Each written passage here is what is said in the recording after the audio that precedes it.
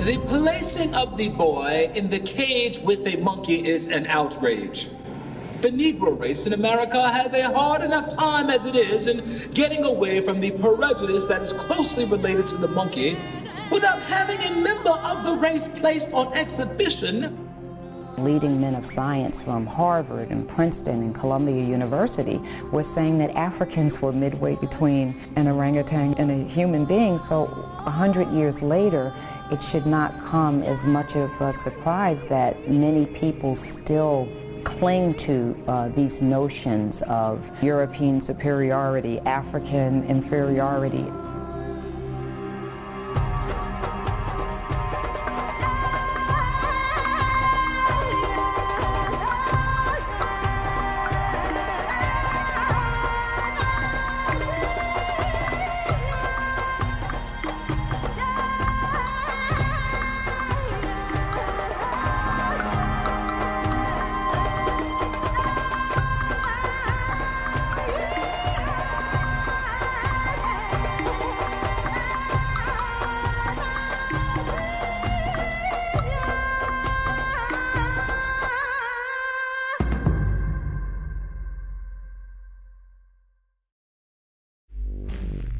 The year was 1859. 3 months after Charles Darwin published his book On the Origin of Species, American promoter P.T. Barnum unveiled a new attraction at his popular museum in New York City. It featured what was described as the What Is It, or man-monkey. Visitors were told that the creature had been captured by hunters in Africa, who discovered a race of beings roving among the trees and branches like apes and monkeys. Museum staff declared that the creature had been pronounced by scientists as a connecting link between African blacks and lower animals. In reality, Barnum's so-called man-monkey was an African-American man named William Henry Johnson. Thanks to Barnum, Johnson spent much of his life on public display as an evolutionary missing link, sometimes in a cage. Many reporters at the time were happy to promote the deception. The New York Tribune declared that Barnum's performer seemed to be a cross between an ape species and a Negro, while another paper declared, "The head is shaped like that of a monkey, but the face is more like that of an African Negro of the lower order. It has been pronounced by naturalists as a specimen of the connecting link between man and monkey." Many more supposed missing links were marketed to the public at freak shows throughout America. In the 1880s, there was Crow, promoted as living proof of Darwin's theory of the descent of man. She was described as a perfect specimen of the step between man and monkey. Actually, Crow was a young woman from Southeast Asia who suffered from hypertrichosis, a rare genetic condition that produces excessive hair. In the early 1900s, there was Congo, the ape man, usually exhibited in a cage next to a chimpanzee. Most of these early presentations of missing links were crude hoaxes put forward by hucksters, not scientists. But the quest to dramatize the lower stages of human evolution eventually reached far beyond freak shows. It ultimately involved the most elite members of the scientific community, and it was given a platform at one of the most celebrated events in early 20th century America.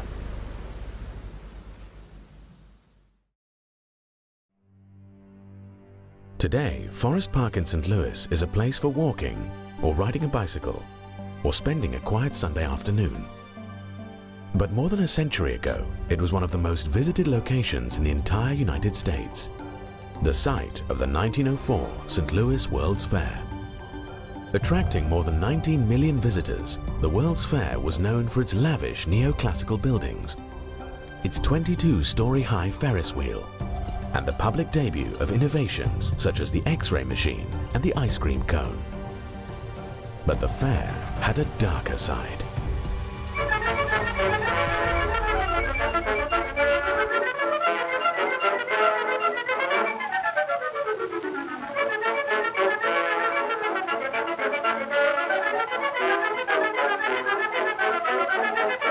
Organizers imported thousands of indigenous peoples from around the world to be put on public display in what was essentially a giant human zoo. Unlike freak shows, the Human Zoo in St. Louis was created with the cooperation of America's scientific establishment. The man behind the Human Zoo was anthropologist William McGee. One of the nation's leading scientists, McGee had already served as acting president of the American Association for the Advancement of Science. In 1903, he was asked to head the anthropology department for the World's Fair. McGee had grand plans of presenting the story of human evolution by displaying representatives of what he considered lower stages of the human race. McGee's plans reflected the ideas of mainstream anthropology of the time. Anthropology was kind of founded on this idea of mapping civilization from the highest to the lowest, right? With the lowest at that time said to be Africans, and then you sort of move up. Leading men of science from Harvard and Princeton and Columbia University were saying that Africans were midway between an orangutan and a human being. Like many scientists of his day, McGee drew inspiration for his ideas on human development from Darwin's theory that humans had evolved from ape-like ancestors.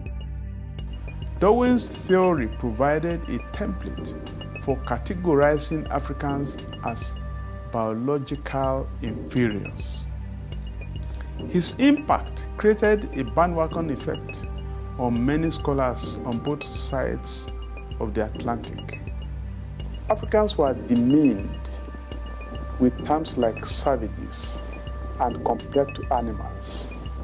Admittedly, some of these comparisons were used before Darwin, but after Darwin, they increasingly took on the authority of science. Darwin argued that the break in evolutionary history between apes and men came between Africans and Australian Aborigines and gorillas. In other words, he thought blacks were the closest humans to apes. German scientist Ernst Haeckel helped popularize the idea.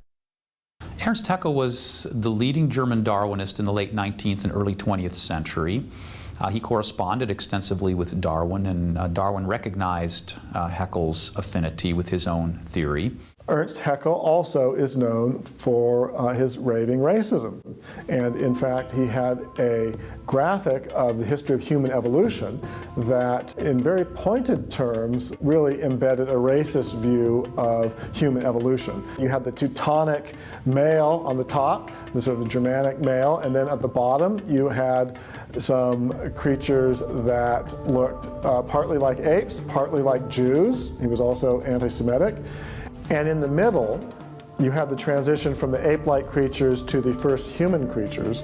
The ape-like creatures look pretty much like they're Africans. And the takeaway point that Ernst Haeckel had from this graph was that the difference between the highest human being and the lowest human being, the gap between the highest Teutonic male and the first human being that was just one step above the apes, was larger than the gap between the lowest human being and the highest ape. At the St. Louis World Fair, William McGee expressed a similar view, arguing that scientists had now shown the structure of the lowest humans more nearly resembles that of the highest ape-like animals than that of the highest humans.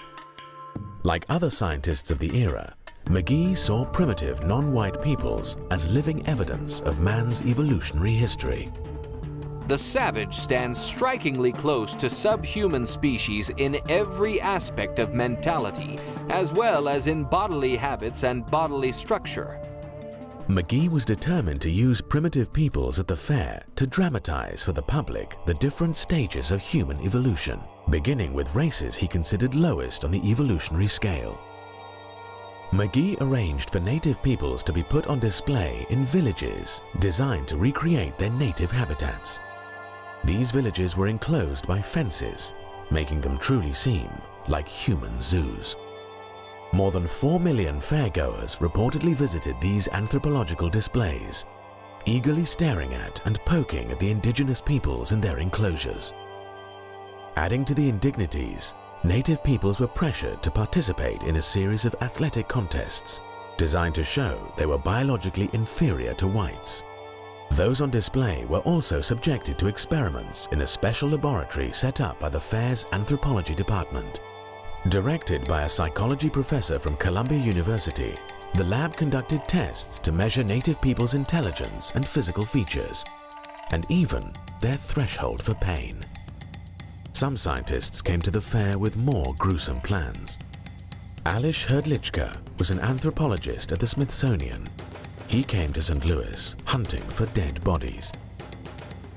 Hrdlicka was obsessed with analyzing the brains of other races to gain insight into human evolution. He went on to assemble a collection of hundreds of embalmed human brains, many of them still stored by the Smithsonian. Hrdlicka extracted a promise from doctors in St. Louis to hand over the brains of any of the natives who might die while on display at the fair. Native peoples were brought to the St. Louis Exposition from the far corners of the globe. From Japan came representatives of the Ainu people. Patagonians came from South America. Igorots and Negritos came from the Philippines. Both were thought by scientists of the time to be near the bottom of the evolutionary ladder for humans. The Negritos were even marketed at the fair as another missing link between humans and apes. But perhaps the most exotic people group brought to St. Louis for public display were pygmies from the African Congo.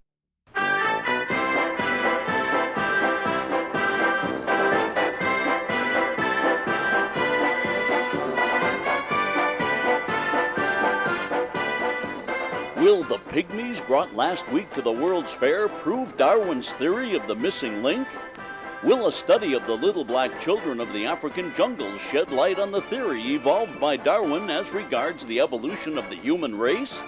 Dr. W.J. McGee, chief of the anthropology department of the World's Fair, is convinced that it will. This is the first time that the Aboriginal people of Africa have been brought to an English-speaking country. This is the first opportunity that has been presented to scientists to study them. Many characteristics were noticed in the pygmies that closely resemble the ape or the simian type. It is believed that the pygmies, who are said to represent the lowest form of human development, are next removed from the simian family. The pygmies appearing at the St. Louis World's Fair had been transported from Africa by former missionary turned explorer Samuel Phillips Werner. Werner had gone to Africa with the explicit goal of finding pygmies to display at the fair. He had gone to the Congo heavily armed, and he had gone hunting for these people he called pygmies, these diminutive people of the Central African forest. The fair's anthropologist William McGee repeatedly compared the pygmies to monkeys and apes.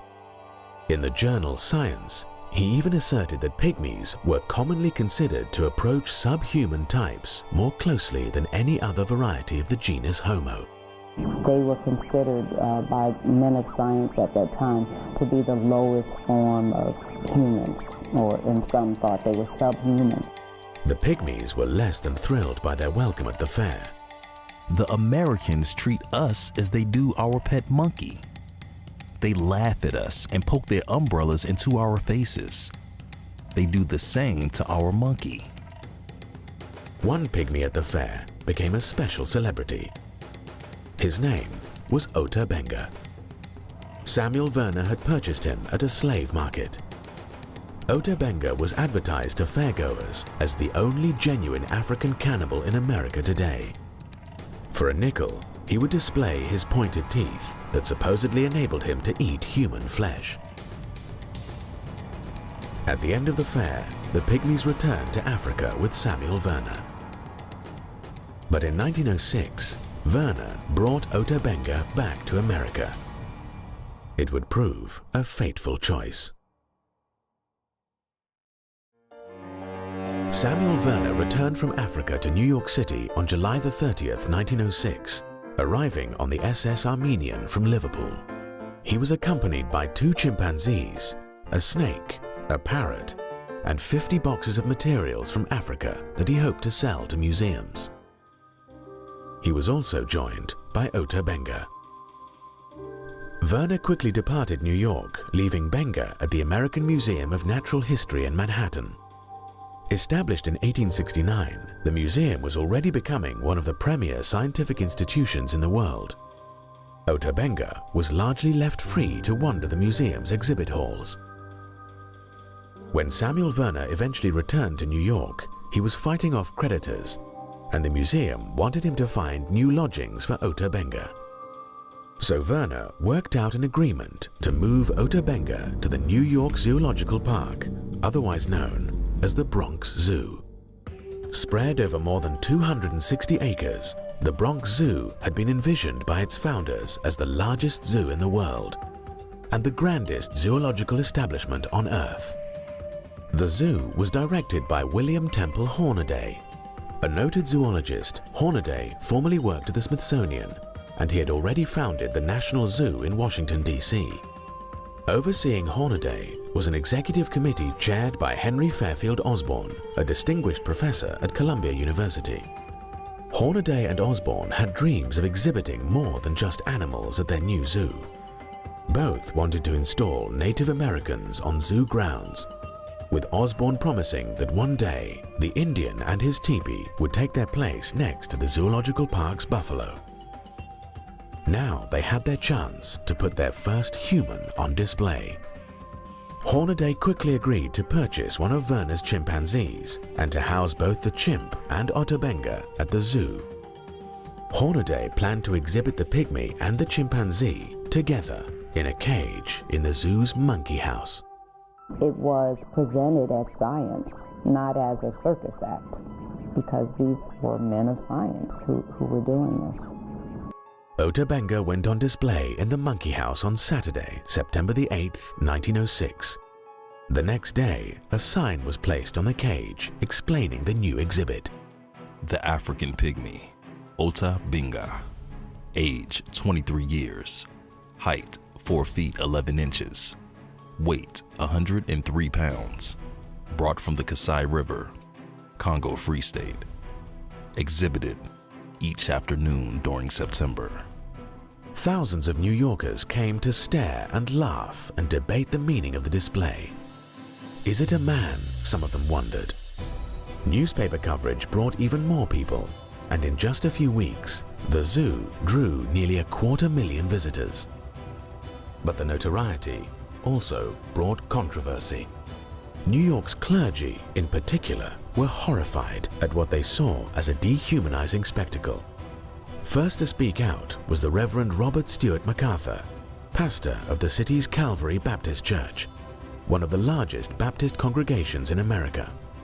The person responsible for this exhibition degrades himself as much as he does the African. Instead of making a beast of this little fellow, he should be put in school. Ministers from New York's African American community soon organized a protest committee.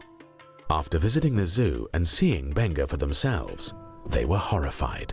They thought it was outrageous. They clearly saw a human being who appeared to be afraid, who was being heckled and jeered at and things thrown at him, and he was being, debased on the hallowed grounds of the New York Zoological Society in New York City. The ministers demanded that Ota Benga be taken off display and be offered an education.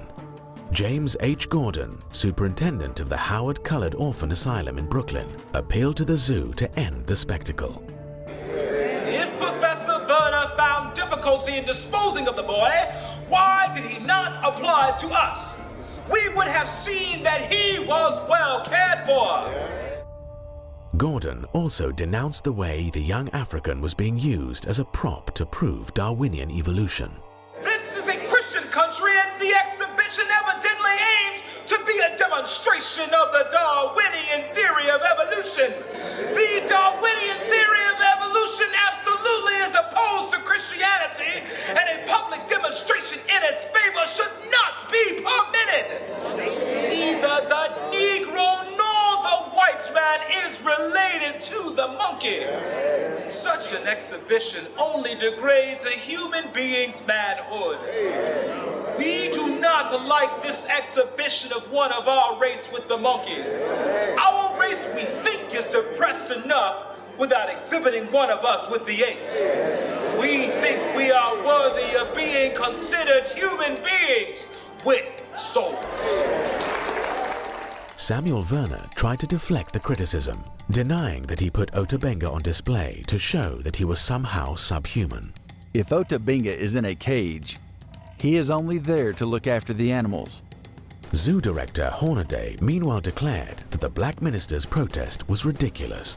Though a believer myself in the Darwinian theory, I had no idea of using the exhibition to enforce it. The boy is on exhibition simply because the public wishes to see him. He is well treated and happy. To say that the boy is placed in the cage to show his similarities to the monkey is nonsense. He is much more intelligent than many white men whom I have known. Hornaday made clear that he wasn't about to shut down the popular exhibit. The exhibition shall certainly be continued, unless the directors of the park decide otherwise. But the leaders of the New York Zoological Society were pleased by the display. Henry Fairfield Osborn even congratulated Hornaday for the excellent press coverage, commenting that Benga is certainly making his way successfully as a sensation. Spurned by Hornaday, the African-American ministers decided to appeal to George McClellan Jr., the Democratic mayor of New York. McClellan was the son of the controversial general during the Civil War who had tried to unseat Abraham Lincoln in the presidential election of 1864. The elder McClellan openly confessed that he was prejudiced in favor of the white race and said that he couldn't learn to like the odor of either billy goats or Negroes. The younger McClellan now refused to even meet with the African-American ministers, sending out an assistant with a dismissive note referring them to the New York Zoological Society. The ministers then went to see Madison Grant, the Zoological Society's secretary. Grant was a prominent member of New York Society. A graduate of Yale, he received a law degree from Columbia. He was also a trustee of the American Museum of Natural History, a counselor of the American Geographical Society, and a founder of the Bronx Zoo. It would have been hard for the ministers to find someone less sympathetic. Grant was an open racist who thought blacks were an inferior race and regarded those who had parents of different races as mongrels.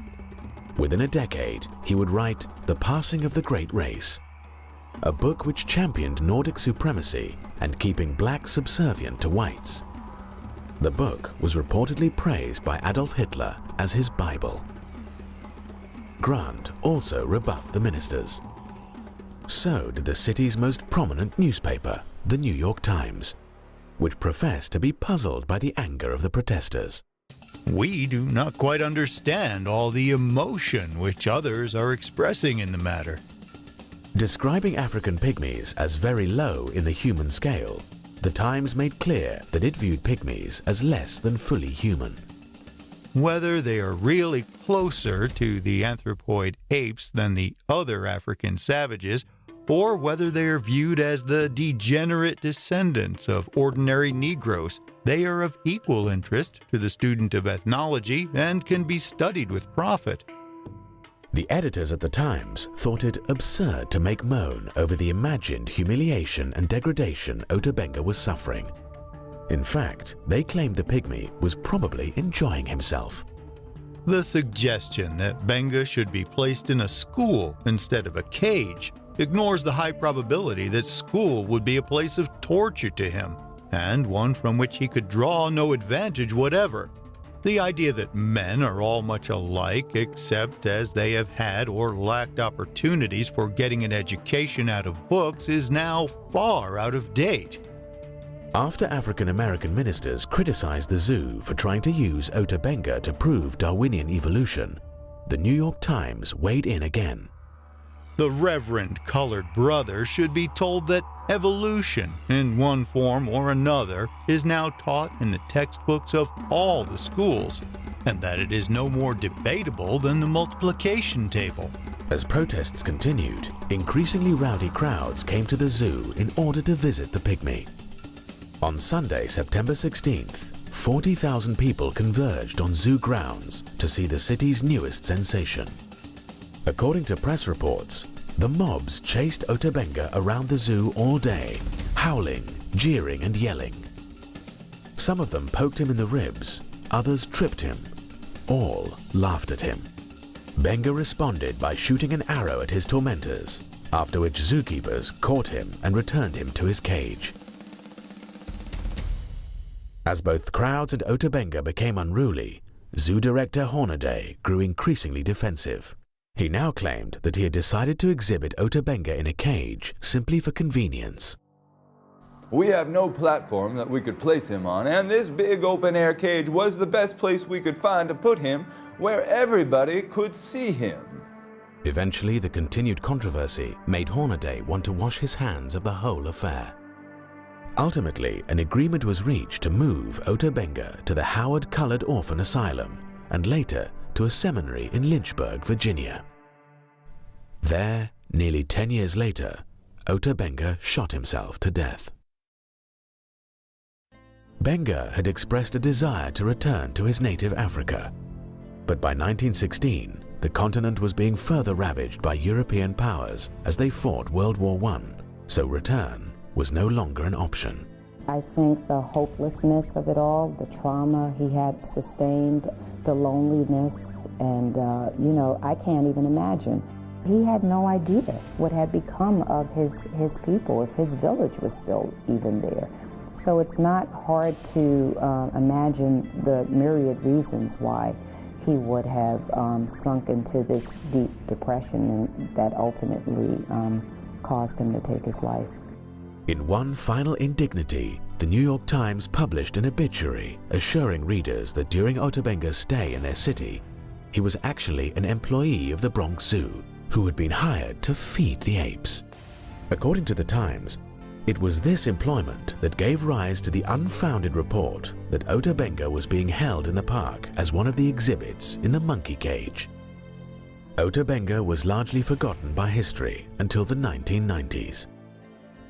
But the passion of social Darwinists in America for putting humans on display continued. And 15 years later, some of the same figures involved in the Ota Benga scandal would be involved in another kind of human display, one whose impact would prove even more horrifying.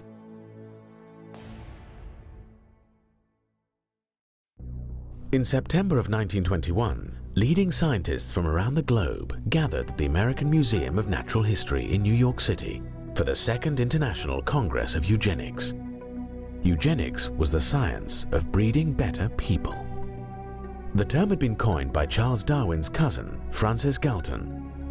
But Darwin himself helped lay the groundwork for eugenics in his book, The Descent of Man. According to Darwin, human beings developed through a long and cruel process of natural selection or survival of the fittest. Less fit organisms died, leaving more capable organisms to reproduce and flourish. It was this ruthless process of elimination, not the foresight of a designer, that had propelled human beings to the top of the evolutionary ladder.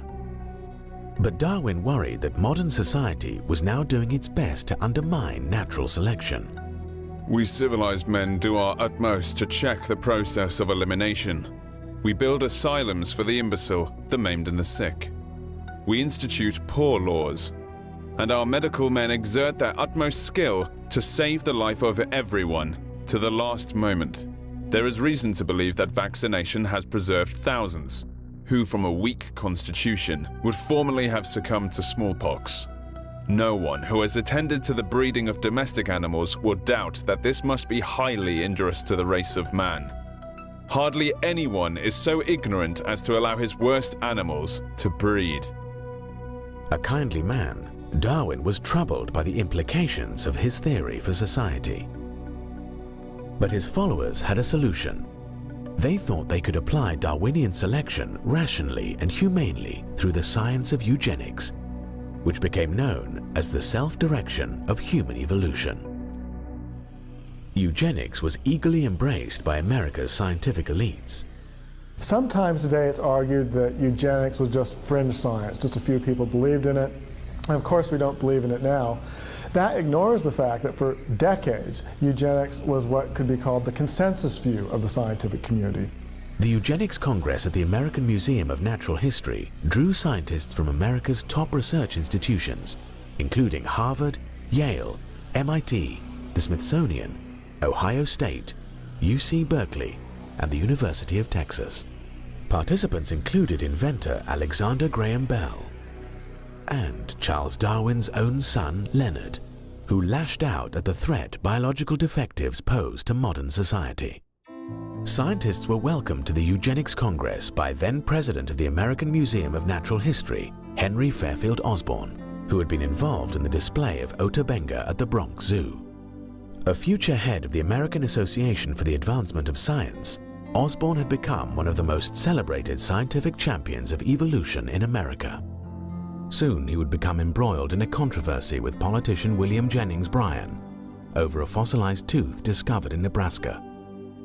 Osborn insisted that the tooth supplied irrefutable evidence of the existence of man-like apes in ancient North America. To his embarrassment, the tooth later turned out to be part of an extinct pig. At the Eugenics Congress, Osborn told scientists that eugenics was essential to the future of human evolution. To know the worst as well as the best in heredity, to preserve and to select the best, these are the most essential forces in the future evolution of human society. Osborn also attacked racial intermarriage. 500,000 years of human evolution have impressed certain distinctive virtues as well as faults on each race. Put 3 races together, you are likely to unite the vices of all 3 as the virtues. Osborn argued that racial groups should be studied to determine what tasks each race is best fitted to accomplish. But it was clear that he already thought he knew the proper place of non-whites. If the Negro fails in government, he may become a fine agriculturalist or a fine mechanic. The American Museum of Natural History accompanied the Eugenics Congress with a major museum exhibition designed to sell eugenics to the American public.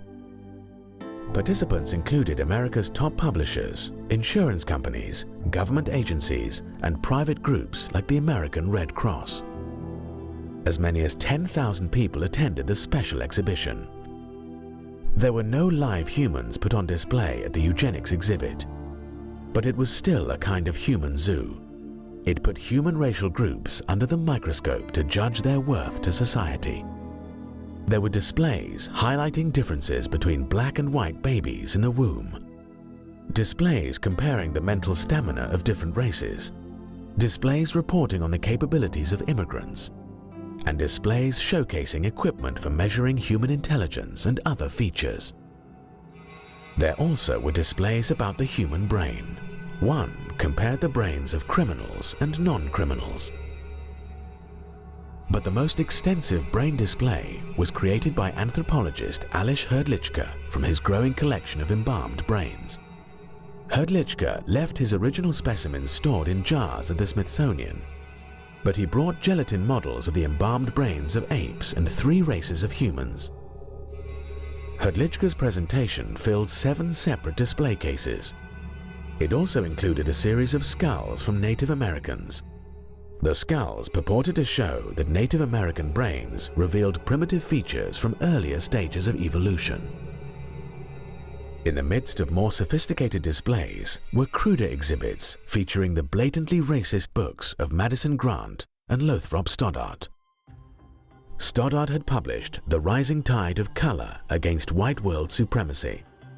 Stoddart claimed that whites were in danger of being overrun by the colored races of the world, and he argued that immigration from what he called lower human types had to be rigorously curtailed. Eugenists pretty universally viewed immigrants and people of non-white races as a drag on the human race. Eugenists viewed blacks and Mexicans and Hispanics as throwbacks, evolutionary throwbacks that were lower races in evolutionary terms and therefore were a drain on modern society. And they justified this in the name of Darwinian science. You know, there were racists before the eugenists. The interesting thing about the eugenists was the way that they built on top of Darwinian biology and claimed that there was a scientific justification for racism.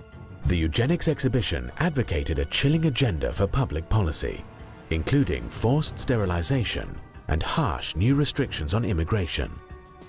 It also promoted a radical proposal advanced by the Eugenics Record Office, one of the eugenics groups participating in the exhibition. The proposal called for assembling biological profiles on all Americans to determine whether they were biologically fit to mate. The Eugenics Records Office was so extreme, they wanted to hold records on everyone in the United States, biological records showing their family trees, so that if you wanted to marry someone, you could write to them and they could tell you whether the person you were wanting to marry had a fit family tree in evolutionary terms, so that you could marry them, or if they had bad heredity so that you couldn't. And in fact, they had exercises and packets that were given to biology teachers around the country, that one of the exercises you were supposed to do in your biology class when you were studying evolution and then eugenics was to have kids fill out this form with their family tree of who were the black sheep of the family, what diseases they had in the family, so that these could then be sent off to the Eugenics Records Office and their vaults, and so that they could keep records on everyone. The American Museum of Natural History, later called the Eugenics Congress of 1921, perhaps the most important scientific meeting ever held in the museum. A decade later, the museum was at it again, hosting the Third International Congress of Eugenics in 1932. This time, it put on an even more extensive museum exhibition for the public. At the entrance to the exhibit hall were placed the busts of two men accredited as the founding fathers of eugenics, Francis Galton and Charles Darwin. Although some scientists raised concerns about eugenics, probably the strongest opposition to the movement came from traditional religion. It's a story that Americans don't know as well as they should, and it's a story that American Christians don't know as well as they should. But at the basis of opposition to the so-called scientific eugenicist movement in the early 20th century were Christians, Protestants, Baptists, Catholics, who understood the value of every human being. That's not only a Christian value, that is fundamental to the American experiment itself. When Nebraska's legislature passed a forced sterilization bill in 1913, Governor John Morehead, a Presbyterian, vetoed it. Morehead argued that the legislation not only violated the state's Bill of Rights, it also offended a higher law. This proposed legislation seems more in keeping with the pagan age than with the teachings of Christianity. Man is more than an animal. While many modernist clergy supported eugenics, theologically conservative religious figures were much more skeptical. American evangelical William Jennings Bryan, for example, denounced eugenics as an impossible system for scientific breeding under which a few supposedly superior intellects, self-appointed, would direct the mating and the movements of the mass of mankind. But the most consistent opposition to eugenics came from Roman Catholics. In 1930, Pope Pius XI strongly condemned forced sterilization for eugenics in one of his encyclicals. The Pope criticized eugenists for asking the government to assume a power which it can never legitimately possess. The most fundamental principle of Catholic social teaching is the intrinsic dignity of every human being. In other words, people are valuable simply as creatures made in the image and likeness of God. They're not valuable merely because they have economic value or they're productive or they're smart. They have value in and of themselves as spiritual creatures made in God's image. That idea obviously contradicts the fundamental principle of eugenics, which is through either passive or active means to favor particular ethnic groups over others. Across America, Catholic clergy actively resisted the eugenics crusade. In Louisiana, the Catholic Church played a key role in preventing the passage of a sterilization law. Catholic opposition to eugenics was so pronounced that some eugenics groups targeted the Catholic Church for attacks. The Human Betterment Foundation in California was dedicated to promoting eugenics through forced sterilization. Its president, E.S. Gosney, lashed out at Catholic efforts to block sterilization laws. Every legislature considering a sterilization bill in the United States is visited by representatives of the bishop or archbishop who lay down the law of Rome to those willing to accept it. The henchmen are prompt to fall in line. Gosney suggested that the Catholic Church should be asked to pay for Catholics who aren't sterilized. If Catholics do not want their feeble-minded communicants sterilized, it would seem more logical to ask them, as Hitler has done in Germany, to keep these feeble-minded segregated at their own expense, in order that the American Commonwealth may be subjected to no unnecessary damage from the presence of a great body of defectives, who increase the amount of human misery, contribute largely to the ranks of the delinquent and criminal, augment the tax burdens, diminish the efficiency of industry, and dilute the quality of American citizenship. The eugenics movement and the supporters of eugenics in the early 20th century actually tried to make an anti-Catholic campaign part of their public argument. On the one hand, they claimed that their ideas were based firmly in natural science, and yet they actually ran a public campaign that was anti-religious. You get the impression that there was something more than simple empirical science at stake in the debate. Despite opposition from Catholics and others, the American eugenics movement continued to flourish in the years leading up to World War II. The eugenics movement eventually led to the forced sterilization of more than 60,000 people in America. Compulsory sterilization in the name of eugenics was ultimately upheld by the United States Supreme Court in a decision that declared, 3 generations of imbeciles are enough. Many of those sterilized would not be considered mentally handicapped today.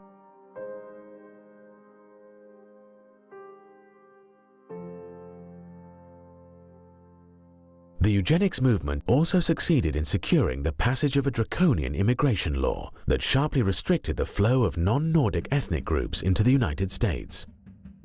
While considering the legislation, the United States Congress invited testimony by a leading eugenist on the biological aspects of immigration.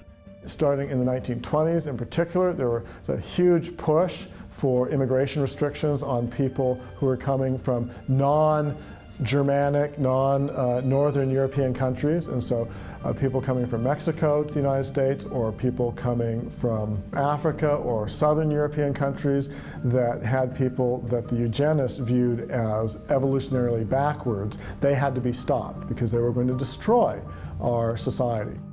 But the most horrifying implementation of eugenics policies took place not in America, but in Nazi Germany. The Nazis ultimately sterilized more than 300,000 supposed hereditary defectives in the name of eugenics. They then started gassing the disabled at special medical facilities. It was in these killing centers that the Nazis began to perfect the methods they would later use to exterminate Jews.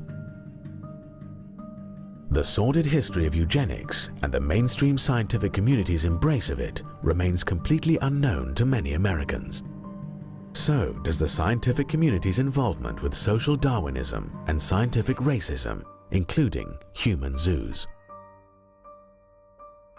It's a history some people are still trying to cover up.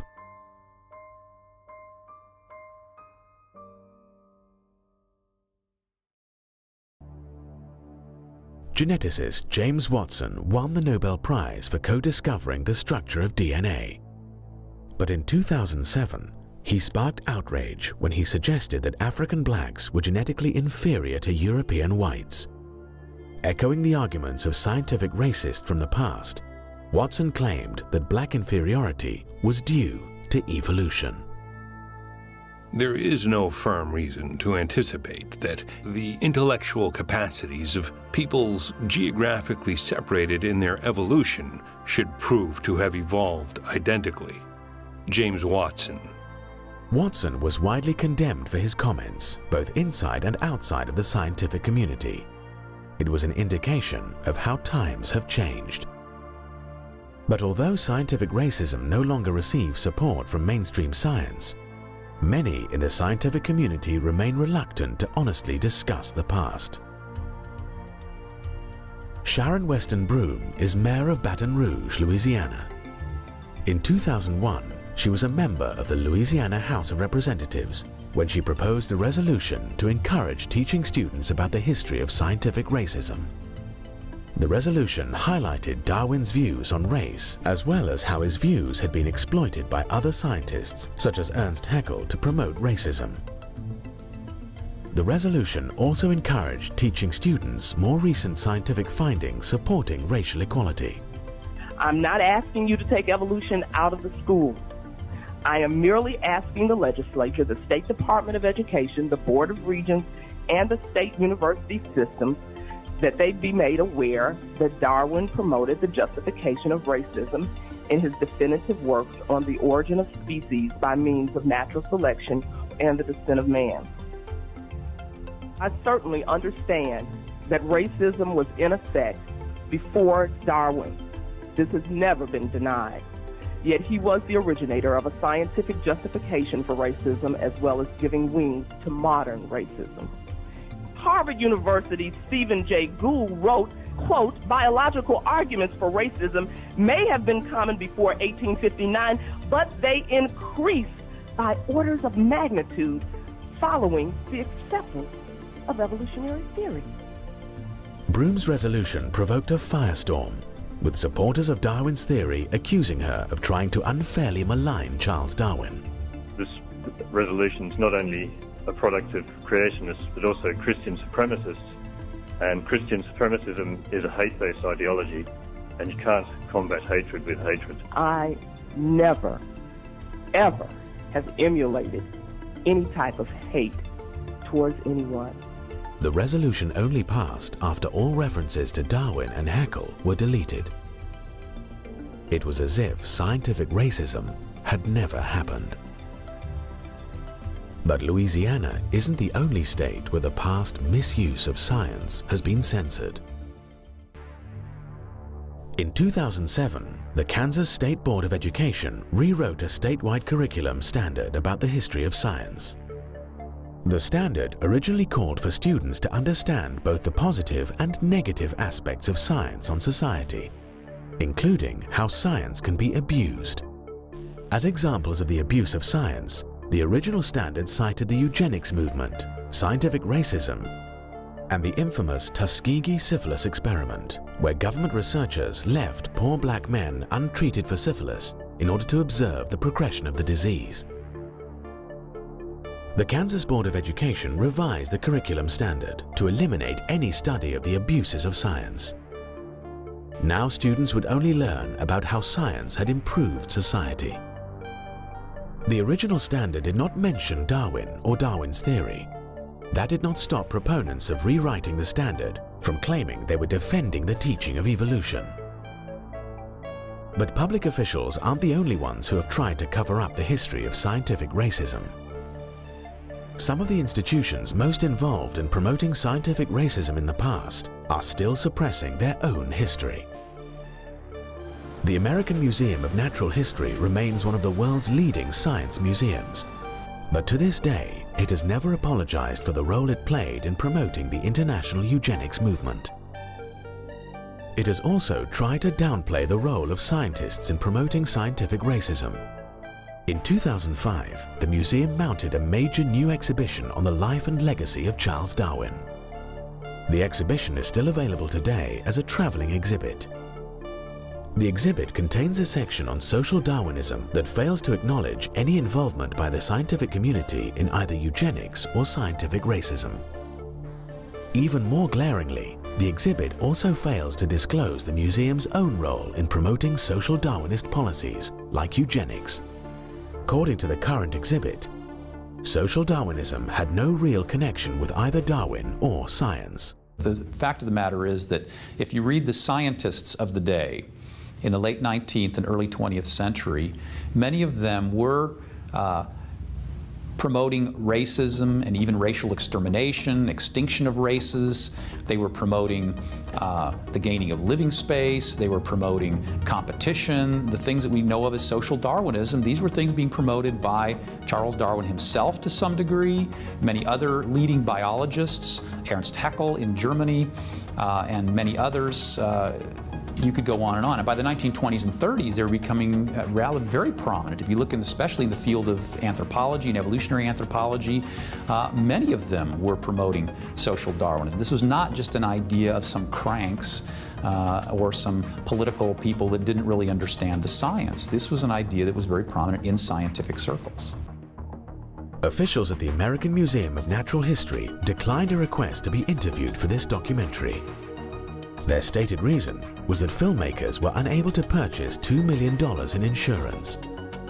The museum also turned down repeated requests to answer questions about its history in writing. Officials at the Bronx Zoo are likewise skittish when it comes to discussing its display of Ota Benga. They also refuse to be interviewed.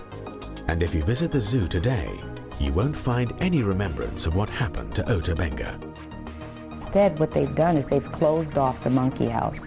So where Ota Benga was housed, the public could not even see it now. And they have just not had any comment whatsoever. It's as if zoo officials hope that Ota Benga and the scientific racism that dehumanized him will stay forgotten. Others seem to share the same hope. But some things should never be forgotten, because things that are forgotten have a way of coming back. Nazis come! Off our streets! Nazis come! Off our streets! The recent resurgence of white supremacist groups in America has raised chilling echoes of the past.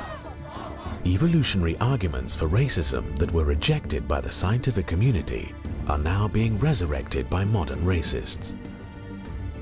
In 2009, white supremacist James von Brunn drove to the Holocaust Museum in Washington, D.C., where he fatally shot an African-American security guard. Von Brunn had published a manifesto arguing that crossbreeding whites with species lower on the evolutionary scale diminishes the white gene pool while increasing the number of mongrels.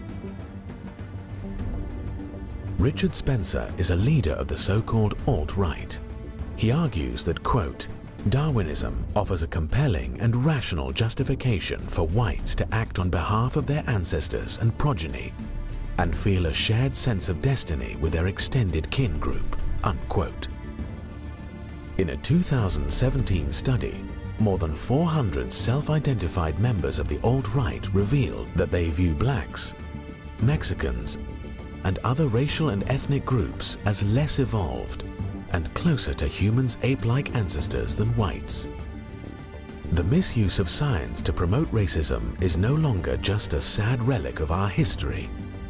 It's also an uncomfortable part of our present. One reason we should remember the sins of the past is to help us avoid making the same mistakes again. We need to learn from the past, not cover it up.